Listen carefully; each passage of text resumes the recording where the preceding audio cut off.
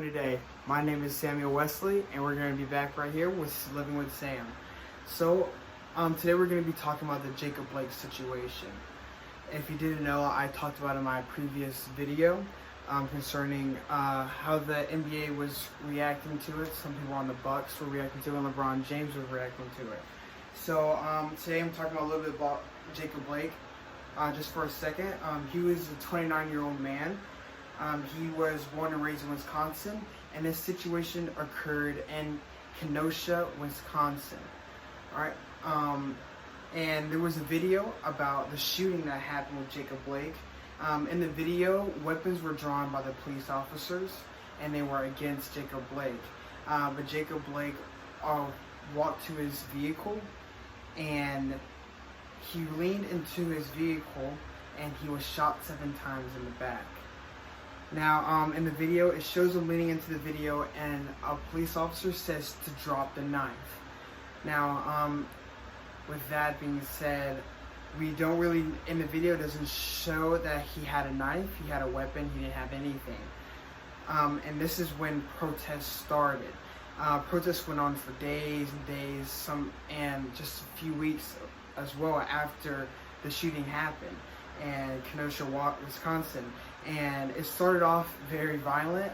There were some people arrested. There was a 17-year-old boy that was charged with 6 crimes and is currently in jail at the time. But a lot of the protests started out violent and they went to peaceful. Now, the significance of this shooting was that he was shot 7 times. Not once, not twice, not 3, 4, 5, 6, 7 times. He was shot 7 times in the back. Now, I feel this situation is kind of controversial at the same time. In the video, it shows him walking away after guns were drawn. At the time guns are drawn against you, especially as a black male, we need to stop what we're doing and listen to what the police officers are doing to make sure we stay out of as much trouble as we can. With Jacob Blake going back to the vehicle and leaning in, it could be shown that he was going for a weapon in some people's eyes, even though he was not. But once weapons are drawn, we do need to stop. But I don't believe what the officers did was right. They did not have to shoot him 7 times in the back.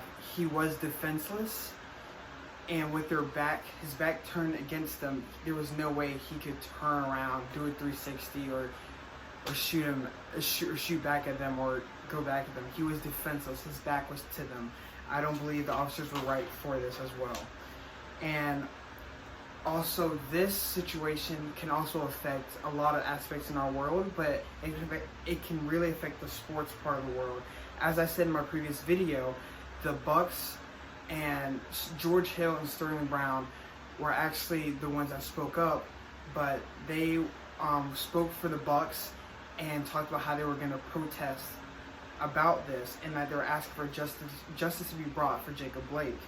And LeBron James spoke about it as well, and it also can make some NBA players, or just sports in general, feel like they are not safe in this world or in this environment right now. So that's all we have for today, though. I ask that you please pray for the Jacob Blake family, and please keep them in your thoughts, and y'all have a great day, alright? Y'all have a good one.